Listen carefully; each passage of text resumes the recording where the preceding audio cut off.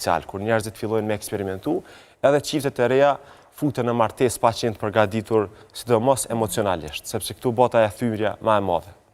Kjo është shumë e rëndësishme për ta diskutuar dhe me tutje, por cilat janë shenjat e hershme në një martesë ku e dim që ndoshta nuk po funksionon dhe mund të vijë deri te ndarja. Mas pari që e kam një interpretim alternativ për Labinotit, nuk du me për sociologut, nuk du me po mrena veç një skenarit kështu të ertë dhe pesimist çështjen e divorcit, se kjo nuk diktohet shumë edhe veç për marrëdhënieve ndërpersonale midis çifteve. Domethënë kjo impaktohet edhe për faktorëve tjerë. I përmendëm në hymje që faktorë ekonomike, sociale, kulturore, domethënë edhe familjar, transformimi i vlerave familjare, domethënë kalimi prej vlerave pak më tradicionale në ato kushtimisht për thënë moderne, nëse dim me definu çka përbën ajo moderne, po këta ta faktor e kanë diktu që martesën mos me përjetu ma si tragjike, si një fund i botës, po me pa me një farë optike ma optimiste. Dhe me thonë, edhe rritja e nivellit arsimimit, sidomos për të gratë, kanë diku që këto të funit mu fut në tregun e punës, rrëdhemisht me kriju një farë pavarësi ekonomike. Edhe për epilog ka pas kjo fakt, për epilog e ka një farë pavarësia ekonomike, e ka një farë çlirimi edhe emocionali, psikologjik të gratë, sepse nëse vjen deri te ndomja, e kanë një derë, kushtimisht po them, ku kanë me shku, e kanë pavarësi ekonomike dhe nuk e tolerojnë një farë dhunë strukturore të një nështru që shka qenë paradigmë, sidomos te familjet tona. Tjetra, edhe kjo, thash, edhe ngrit nivelin e emancipimit, përjetimi i familjes edhe i konceptit të martesës, domethënë ndryshe, po tjetra që ka bë edhe prapë them të vlera, transformimi i vlerave familjare, prej modeleve që tradicionale në model moderniste, ka bë që gratë me rrit paka shumë percepcionin për drejtat e veta, sidomos mbrana martese. Pra kjo mund të jetë një prej arsyeve që ose të mos martesa apo edhe të divorcit. Edhe të divorcit, po them që edhe tjetra, domethënë kontaktet me botën perëndimore kanë bërë që shoqëria jonë me përmbrencu modele të perëndimore të cilat nuk e shohin martesën prapë them si tragjike. Apo ndarjen. Ndarjen e menova, po dhe ndamjen e menova, edhe shtet në këta faktor, do të me po për një prizmi ma optimist, sepse jo domosdoshmërisht është krize familjes, po nështë është përvecimi modeleve moderniste, ose është një farë treguesi që shoqëria jonë po transformohet prej modelit burimor. S'po thëmë domosdoshmërisht që është e mirë ose e keqe, veç po thëmë që veç për evidentoj si faktor në këtë aspekt, po. Është trend global, Agnesa? Po është një realitet global, nuk mundë me qujtë nështë veç trend, po gjithçka jeta jonë është të ndryshu edhe kjo është një ndryshim. Na po i shkojmë këto statistika dhe one sa flasim për divorcet apo për diçka të përfunduar, na nuk kemi qka me bo në rastet e përfundume, mirë po, unë kisha dashur në fokusu ma shumë në rastet, në qiftet cilat halon nuk kanë marrë vendime me u martu. Edhe qito statistika duhet sa ma shumë u publiku, edhe njerëzit mi pa, edhe mi këqyr paka shumë cilat që nuk është bash martesa qaq e letë në ditët e sotme. Po ndryshojmë, ka ndryshu bota, kemi ndryshu gjithë ma shumë jemi pavarësu, edhe gratë, normalisht, emancipimi i grave që ndikon në pavarësimin edhe në vetë vlerësim, edhe në mos tolerim të asë një lloj disrespekti të fillu nga kjo, e lemo të dhuna psikologjike, ajo fizike heq se heq. Po besoj që qito janë një prej arsyeve, për në anën tjetër, edhe tek burrat kemi një lloj emancipimi tjetër, që sot kemi edhe shumë raste që burrat janë më të kuptueshëm edhe vetë zgjedhin ndarjen, apo edhe vetë janë mundën me jetu më të pavarur. Përpara, na e dimi kemi edhe sociologun, martesa ka qenë krejt ndryshe, sepse ka qenë bashkallak. Na mas luftës kemi fillu të jetojmë më shumë qiftet e ndara, para luftës, po besoj statistikisht, shumë pak qifte kemi pas që kanë jetu të vetëm prindërit jetë me fëmi. Kanë qenë vjera kunetët për shumicë të Kosovës, po flasim nështë veç për vendet të cilat janë qytete, po edhe në qytet na shumica jemi rritë gati në bashkësi. Edhe, kur jeton ti në bashkësi nështë, ka që aty shumë ma shumë probleme me zveti edhe me bashkëshortin e gjeni farë ngushlime. Se nuk martosh veç me bashkëshortin, po martosh... Po, mirë po mandej problemet e tjera, ti i ndonë me qëto dhe pajtosh edhe dy qysh, kejtë bo negativ, bashkëshortja janë pozitiv në shtrat. Për deri sot, ku jetojnë vetëm qifte, 2 qifte, që kanë me bo të nditën. Sa janë mirë, sa janë keq, ping-pong është jeta. Po, në anën tjetër, prapë edhe një shqetsim që e kam, është të mënyra e ndarjes, edhe që më shqetson më shumë, është post divorcet e na që bojnë, ku pasojat janë tek fëmijët.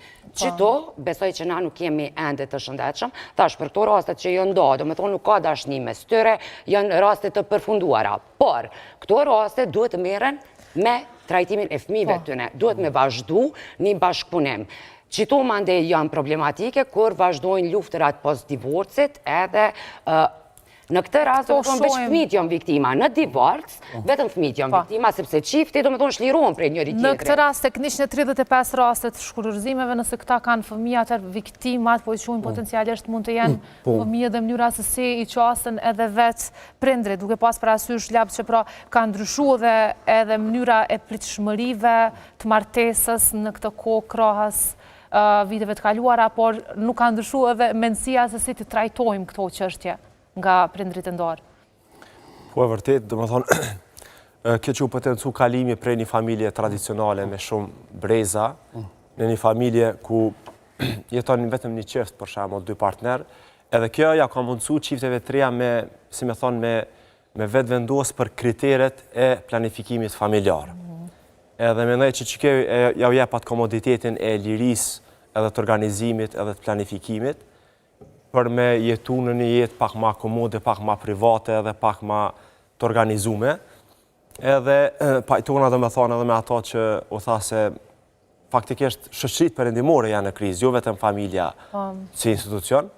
Mirë po, ajo që duhet me cek këtu është që prej një, sepse shkruarzimin sociologji nuk definohet as si i mirë, as si i keq. Këtë varet prej kontekstit, prej rrethonave. Nga njerë mundet me qenë pozitiv, sidomos për shembull te gratë të cilat i nënshtrohen një dhune sistematike edhe nuk gjenë kur farë mbështetje, qoftë prej shtetit ose prej shoqërisë, edhe çaj çlirimi që u tha, dhe më thonë, ndarja e saj është një farë lloj mundësie për me ikë nga dhuna. Dikush e shek kështu, dhe më thonë, varet prej rrethonave, por përfitus nga divorci nuk ka, ndërsa pasojat janë shumë loja. Partohet për mu divorcu, fillim. Përveç se nëse caktume, po.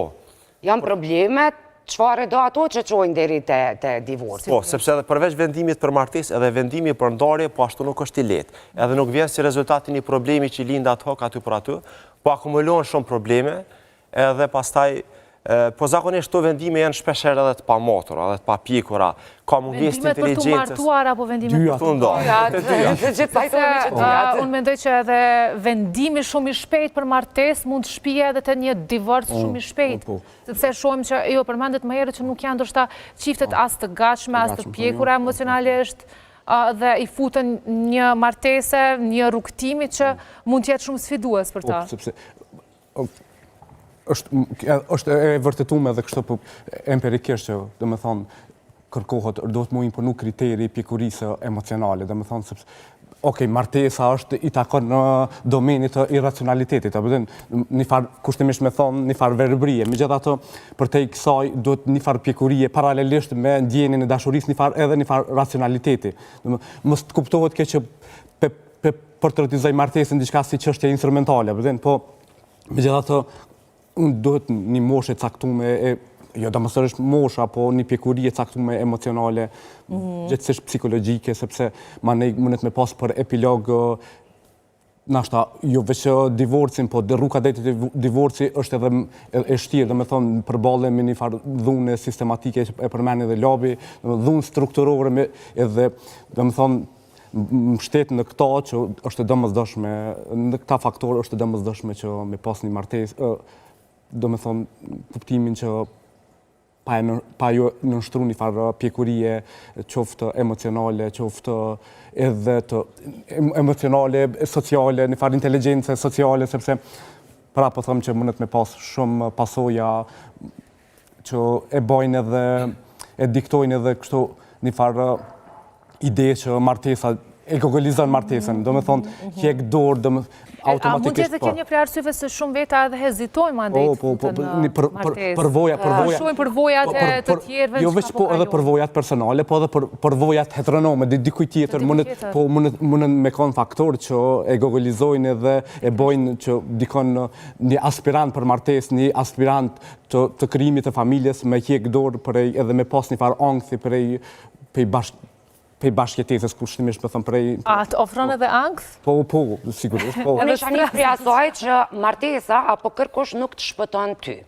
Fillimisht duhet me qenë me njoft ti vetën mirë, edhe me qenë i plotësum me vetën. Gabimi shpesh ku na e bojmë, sidomos kur jemi më të ri, ajo dashnia apo ato emocionet, po thëmë nështë ajo në vetë moshës, se unë i kom bo 37 vjetë, mo ka vite që nuk po egzistojnë ato flutra, po këtë janë të moshave të 20-ta, që na e shojmë dikon ma shumë e idealizojmë edhe mundohemi ju përshtatë personi tjetër, edhe mendojmë që aj po na shpëton. Mu më shtetojnë shumë raste, kur e lypin, do me thonë, shpëtimin me dalë nuk njën rahat në shtëpit e tyre, në familjet e tyre. Kemi halo, shumicën e rasteve që ju bojnë presion qikave dhe djemve, martoni, keni bo 25 vjetë, martoni, keni bo 30 vjetë, martoni. Tashti, edhe këta fmi, cilë të ende janë me prindër, e një farë presioni paka shumë me u martu, edhe qëto mande është që kjo ngutia, ku ti mas pari nuk e një mirë vetën, nuk e një mirë edhe partnerin, sepse ti nëse janë nisin me të shku nerva dhe motra dhe vllauni për shpe, para mënët ti me shku me një familje krejt që si një heq, me ata s'keme mujt me funksionu heq. Duhet të fillimisht me marë me njoft vetën mirë, kufit e tu, me di që qështë e bo nervoz me motrën edhe me vlaun, që ashtu njëjt kime bërtit edhe me ata, sepse kjo është bashkëtesa. Nuk është ajë në serial që e shohim. Dojnë pak tek toleranca, sa jemi tolerant, apo po bëhemi më pak tolerant. Mund pëlqej Lavinoti tha më herët që mund të ketë edhe ndarje të shpejta, që ndoshta për arsye shumë banale dhe mund të shkojnë drejt tek ndarja. A duhet jemi më tolerant, ka humbur durimi? Po, sepse kufetja e tolerancës janë zvoglu. Do më thonë, nëse përpara partnerët me një familje kanë sakrifiku shumë, edhe, si me thonë, në gjuhën popullore janë bërë kurbani një martesje, një familje ose i fëmijëve, edhe kanë gjenë gjendje me sakrifiku gjithë shka, për shembull sot nuk ekziston sepse martesa ka edhe një komponent, është sakrifica. Po kjo sakrifica nuk do të më kuptu vetëm si sakrificë fizike, është edhe emocionale, është edhe organizative, është edhe... Dhe më thonë, kufit e tolerancës janë zvoglu, jemi ma pak tolerant, ma pak të durushëm, ma pak të vetë përmbajtur, edhe kjo, si me thonë, na pengon për me ndërtu një farëlloj mirë kuptimi, edhe thjesht kur jemi sa ma pak tolerant, aq ma shumë dojmë e qenë perfekt, sepse nuk ekziston një martesë kështu ideale, ose përveç presionit që u thasht edhe tjetra që shpesher dhe bullizor njerëzit të cilët nuk e kanë arrit pjekuri, nuk duhen e u martu. Pse shpesh martesa ideale qoftë tek prindrit për shembull apo të gjeneratat më të vjetra? Pse ato kanë qenë më ideale krahas? Por nuk ekziston as mosha ideale që martesë.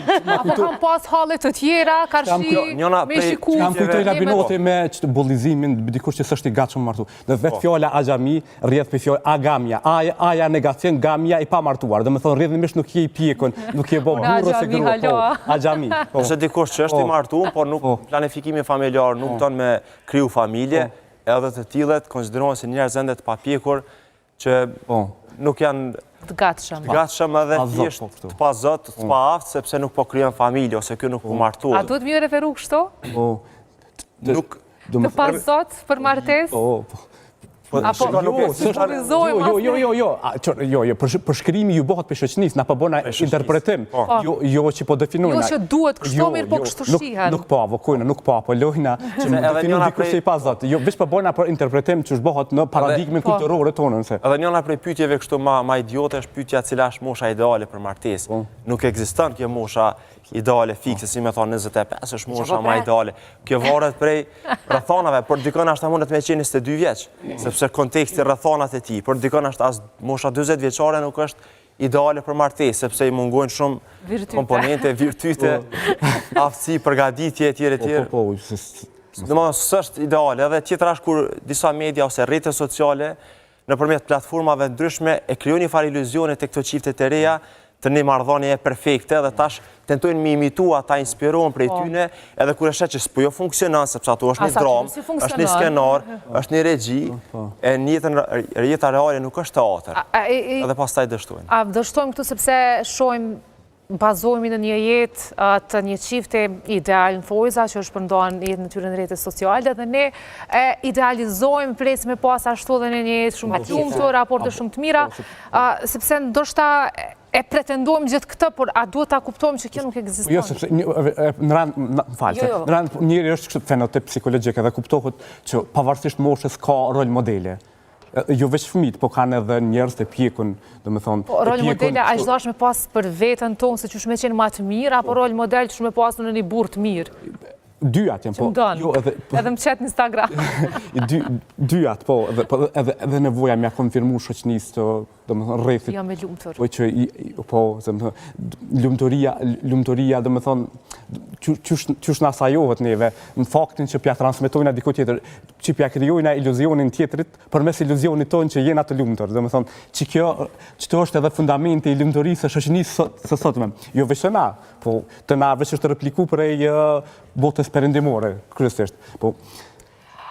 Mu që kam ka qudit këto viteve të fundit, sepse kemi Big Brother, reality show, e kemi një farë macit të statistikave më të madhen, sepse ka që ata miliona tonë janë shqiptarë, janë që pëkqyrin. Obsesioni i njerëzve për qiftet, që kjo idealizimi i qifteve që i bojnë, edhe që to e kom kuptu sa shumë njerëzit, do me thonë, janë të priron me besu veç në romanca, apo me jetu shumë kohë të jetës të ne kalojnë në qatë loj romance, cilë na e shojmë një 5 minutësh diçka të afërt, do me thonë, nuk portretizohet një qift përmes reality show, apo përmes Instagramit. Qiftet e Instagramit janë fake, nuk ka shansa, ati qëre, na ljabi ka fmi, nuk e di nëse ki fmi, na që kemi fmi, e dim që ato ditlindje, nuk ka shansa me nej qaq poster, qaj është photoshooting, edhe nuk është knatësi, do me thonë, une e shoh sa stres bod në ditlindje të fmive, nuk është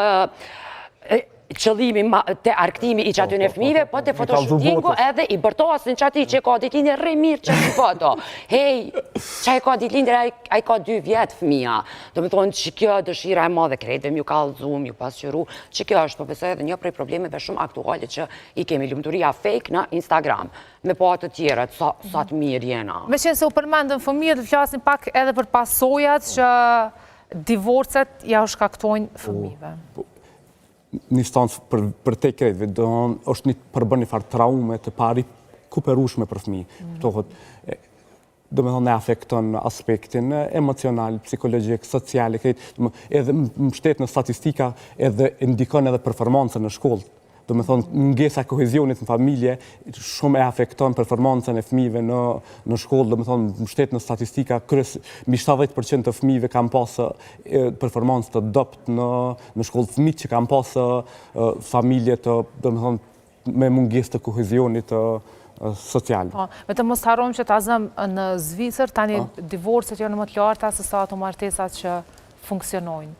Dhe jo në çdo shoqëri ndikon njësoj. Përveç se traumë, do me thonë, që ndikon aspektin psikologjik edhe emocional, është edhe që kjo aspekti social, sepse ndjen inferior, shpeshherë kamuflojnë ose e mshefin, e instrumentalizojnë të kalumën e vet, edhe kur dikush e përmend për shembull, unë kom punu një 7 vite në arsim edhe kom pas raste që në strukturat ndryshme të nxënësve në gjimnaz i kom identifiku nxënësat të cilët jetojnë me prindër të ndomë. Edhe kur kom pas tema tilla, shpeshherë kom bën një farë, si me thonë, një farë te i kalimit temave, nuk kom hyrë drejt për drejt me uqas, në mënyrë që ai fëmijë mos me undi inferior përballë tjerëve, sepse nashta dikush nuk e din historinë e atij fëmiu, dikush e bullizon sepse nuk e ka pjekurinë me pranuesi. Individuale, Labinot, mund të jetë pak edhe individuale se si prindrit e trajtojnë divorcin, sepse në raste kur prindrit janë me vetë edhe pse të ndarë, kanë një komunikim shumë të mirë, mund të ndikojë pozitivisht edhe tek ai fëmijë. Po, por kanë edhe komunikim të brisht që ndikon pastaj negativisht, për shkak, si me thonë, të rivalitetit ose konfliktit që kanë pas këta, ose armiqësisë, po supozoj deri në ekstrem. Apo luftave që zakonisht Ose që vazhdojnë edhe pas divorcit. Pas divorcit. Vazhdojnë edhe pas divorcit, sidomos tek çështja e ndarjes së të drejtave, ekskluziviteteve mbi fëmijët. Natyrisht ato e përcakton ligji, mirë po për te ligjit ekziston edhe një farë marrëveshje kështu brenda familjes. Po edhe kjo ndikon pastaj tek Për te kësaj ndikon edhe në dinamikën e personalitetit, formësimin e fëmijëve, sepse